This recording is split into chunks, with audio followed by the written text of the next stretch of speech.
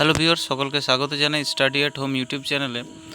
তো ভিউয়ার্স, আমরা আজকে পিকিতা সরকারের বই থেকে প্যাসেজ নাম্বার 24 মানে 23টা আমরা করেছি। আজ হচ্ছে 24 নাম্বার।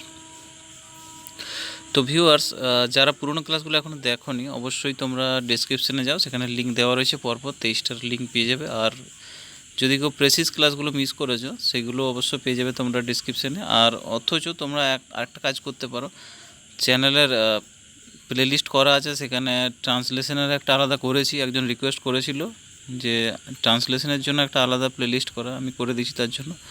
আর প্রেসিজেরও একটা আলাদা প্লেলিস্ট করা আছে, সেখানে তোমরা পেয়ে যাবে পরপর যতগুলো ভিডিও আছে।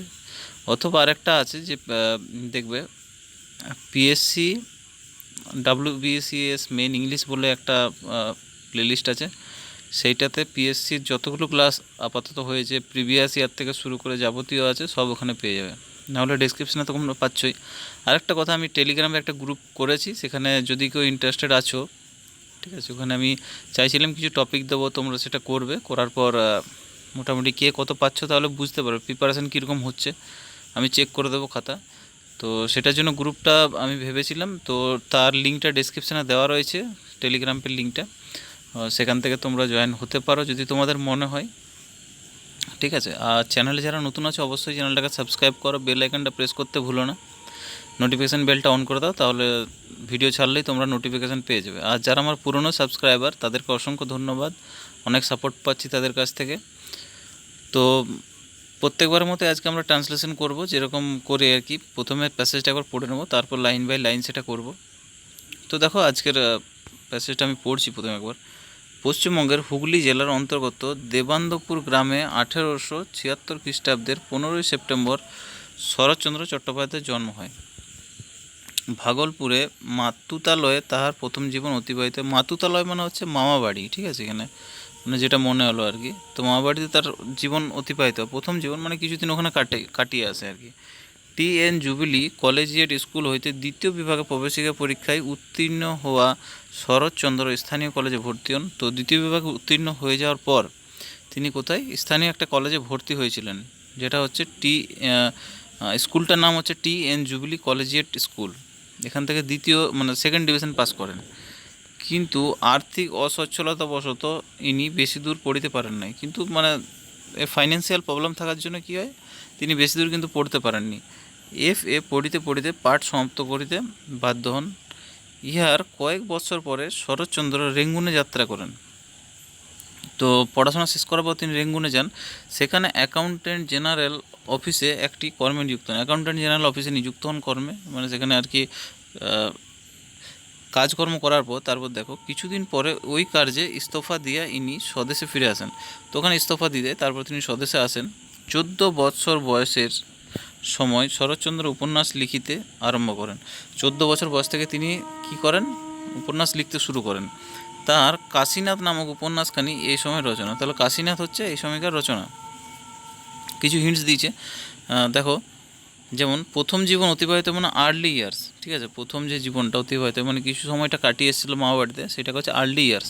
বা অথবা অন্য আরেকটা করলে অবশ্য ভুল হয়ে যাবে, আর্লি ইয়ার্সটা খারাপ না, এটা করা যেতে পারে।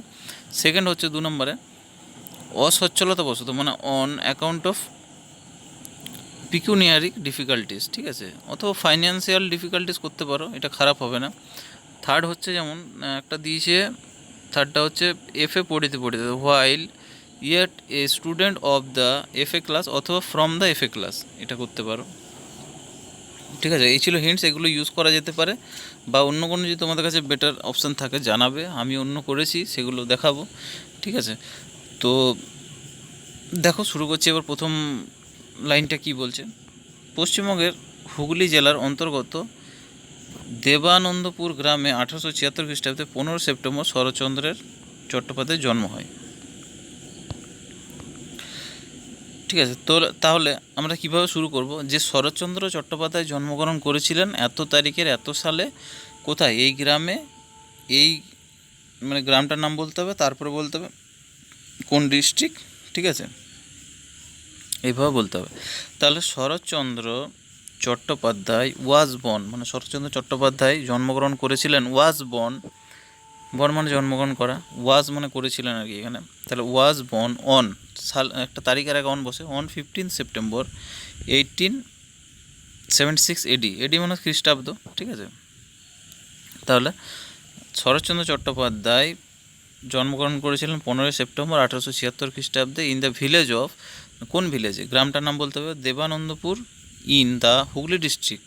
দেবানন্দপুরটা কোথায়, না হুগলি ডিস্ট্রিক্টে রয়েছে, অফ ওয়েস্ট বেঙ্গল, না কোথায়, পশ্চিমবঙ্গে। হুগলি ডিস্ট্রিক্টটা কোথায় আছে, না পশ্চিমবঙ্গে। এবার পুরো লাইনটা পড়ছি, যে পশ্চিমবঙ্গের হুগলি জেলার অন্তর্গত দেবানন্দপুর গ্রামে 1876 খ্রিস্টাব্দে 15 সেপ্টেম্বর শরৎচন্দ্র চট্টোপাধ্যায় জন্ম হয়। লাইনটা অনেক বড় রয়েছে, তার জন্য আমাদেরকে ভেঙে ভেঙে সাজিয়ে করতে হবে। তাহলে Sarat Chandra Chattopadhyay was born on 15 September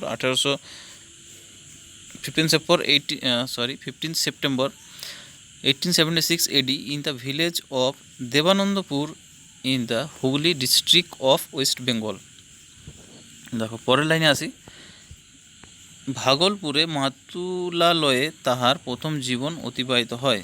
তো ভাগলপুরে এখানে একটা প্রথম জীবন অতিবাহিত যেটা আছে, এখানে একটা হিন্টস দিয়েছিল, আর্লি ইয়ার্সটা সেটা আমরা ইউজ করেছি।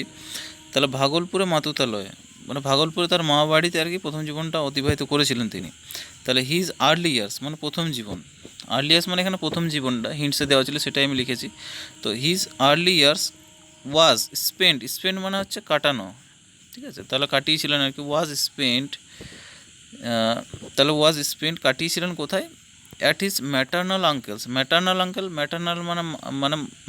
মানে হচ্ছে মামার বাড়ি, ম্যাটার্নাল আঙ্কেলস হাউস মানে মামার বাড়িতে আর কি। তাহলে ম্যাটার্নাল আঙ্কেলস হাউস মামার বাড়িতে ইন ভাগলপুর, ভাগলপুর একটা বড় জায়গা সেই জন্য ইন। আবার বলছি, his early years was spent, তার প্রথম জীবন অতিবাহিত হয় মানে কাটিয়েছিলেন, at his maternal uncle's house তার মামার বাড়িতে, ইন ভাগলপুরে।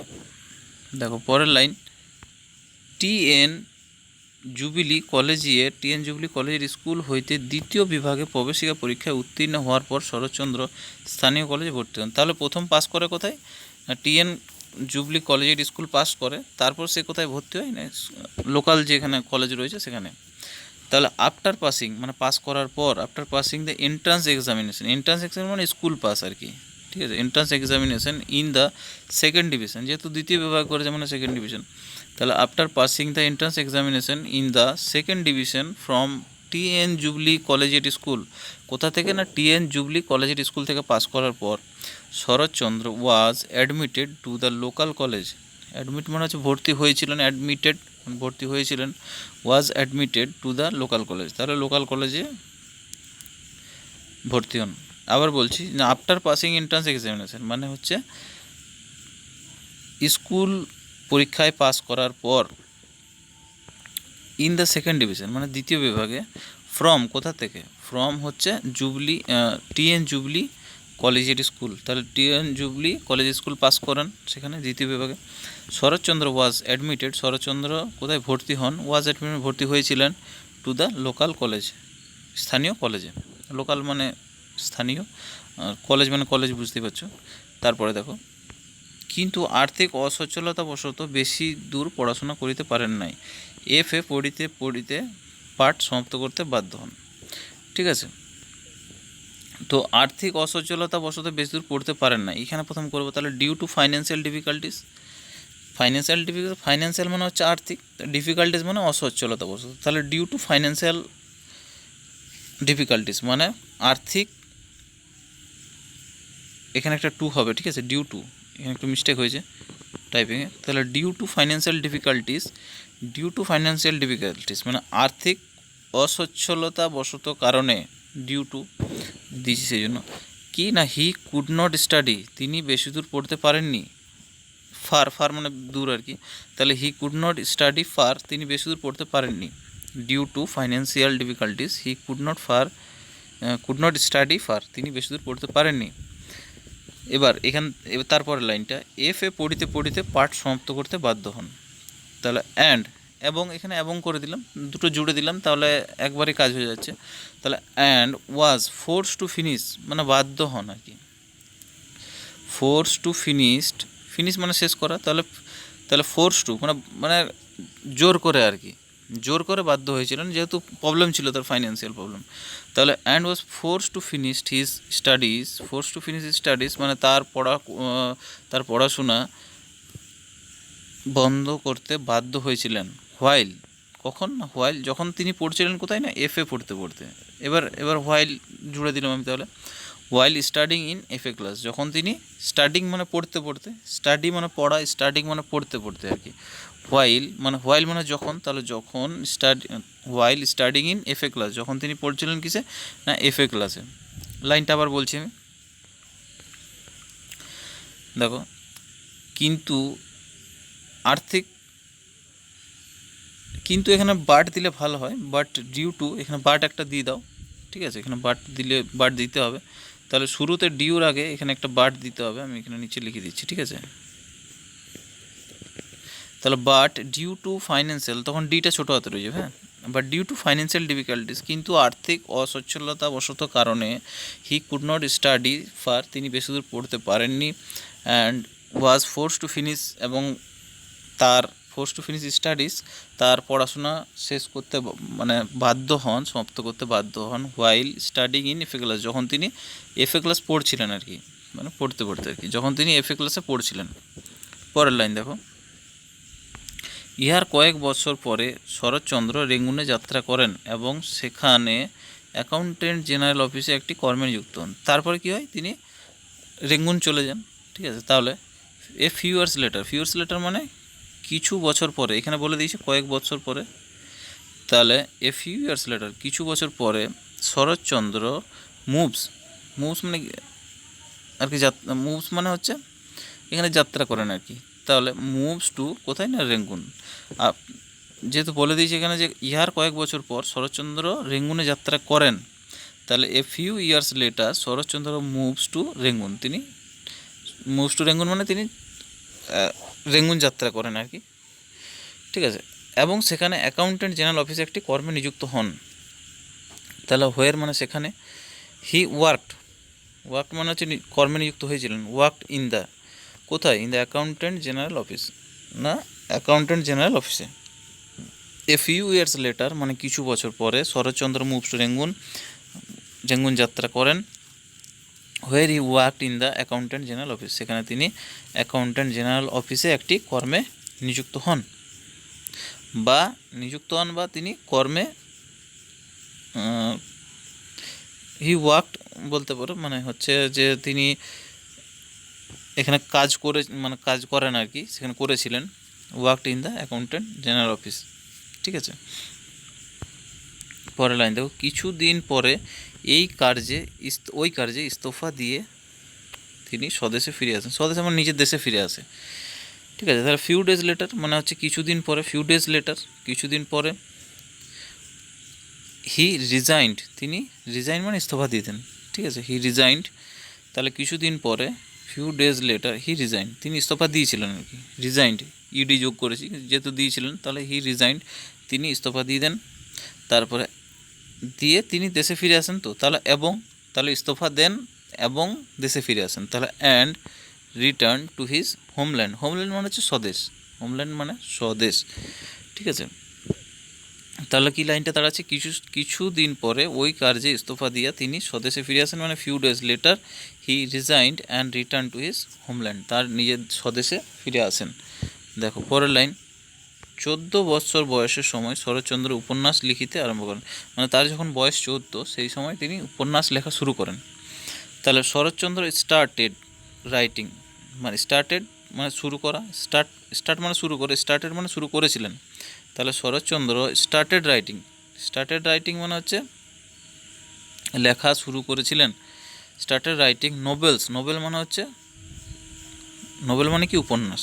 তাহলে শরৎচন্দ্র স্টার্টেড রাইটিং নোবেল লেখা শুরু করেন কখন না, অ্যাট দ্য এজ অফ 14, 14 বছর, যখন তার বয়স 14 বছর, অ্যাট দ্য এজ অফ 14 বছর বয়সে, ঠিক আছে। আবার লাইনটা বলছি, 14 বছর বয়সের সময় শরৎচন্দ্র উপন্যাস লিখিতে আরম্ভ করেন, মানে Saratchandra started writing novels at the age of 14, তাহলে 14 বছর, যখন তার 14 বছর বয়স তখন তিনি নোবেল উপন্যাস লেখা শুরু করেন। দেখো পরের লাইন, তাহার কাশীনাথ নামক উপন্যাসখানি এই সময় রচনা, মানে সেই সময় যখন তিনি লেখা শুরু করেন আর কি, সেই সময়কার একটা বিখ্যাত উপন্যাস হচ্ছে কাশীনাথ। ঠিক আছে, হিজ নোবেল মানে তার উপন্যাস কাশীনাথ। কাশীনাথটা কোটেশনের মধ্যে দিলাম কারণ একটা উপন্যাস ওটা, সেই জন্য ওটা কোটেশনের মধ্যে দিয়েছি, কাশীনাথ কোনো নাম নয়। ঠিক আছে, তাহলে his Nobel Kashinath was written, written মানে হচ্ছে রাইট, রোট, রিটেন। ঠিক আছে, ভার্বের এটা পাস্ট পার্টিসিপাল ফর্ম হচ্ছে। তাহলে his Nobel Kashinath was written during this period, মানে ডিউরিং দিস পিরিয়ড মানে সেই সময়, রিটেন মানে লেখা হয়েছিল আর কি। তাহলে his Nobel Kashinath was written during this period, তার এটা প্যাসিভ ফর্মে রয়েছে মনে হচ্ছে। ঠিক আছে, তাহলে his Nobel Kashinath was written during this period মানে তার এই সময় লেখা হয়েছিল আর কি। কোনটা না, কাশীনাথ উপন্যাসটা। ঠিক আছে, আশা করি বুঝতে পেরেছো। তো এই পর্যন্ত আজকে ক্লাসটা, আজকের প্যাসেজটা শেষ হলো আজকে এখানেই। তো যদি এখনও কেউ চ্যানেল আমার নতুন রয়েছে সাবস্ক্রাইব করোনি, অবশ্যই চ্যানেলটাকে সাবস্ক্রাইব করো, আর বেল আইকনটা কিন্তু প্রেস করতে ভুলো না। আর ভিডিওটা দেখার জন্য অসংখ্য ধন্যবাদ তোমাদেরকে। আমার যারা সাবস্ক্রাইবার রয়েছে, যারা রেগুলার ফলো করছে, তাদেরকে অসংখ্য ধন্যবাদ, অনেক সাপোর্ট পাচ্ছি তাদের কাছ থেকে। যদি কোথাও কোনো ভুলভ্রান্তি মনে হয় অবশ্যই তোমরা জানাতে পারো, আমিও সেখানে নিশ্চয়ই স্বীকার করব যদি কোথাও ভুলভ্রান্তি হয়ে থাকে বাই মিস্টেক। ঠিক আছে, যেহেতু সময় তো বেশি পাই না, কম সময়ের মধ্যে আমি চেষ্টা করি যতটা টাইম দেওয়া, তাই হড়বড়িতে অনেক সময় হয়ে যায়, ভুল হতেই পারে। তার জন্য নিশ্চয়ই আমি তোমাদের কাছে মানে কৃতজ্ঞ থাকবো যদি তোমরা সেখানে কোনো ভুল থাকে সেগুলো আমি ধরিয়ে দাও, তাহলে আমি সেগুলো আবার ঠিক করার চেষ্টা করব। ঠিক আছে, তো পরের ক্লাসে আবার দেখা হচ্ছে।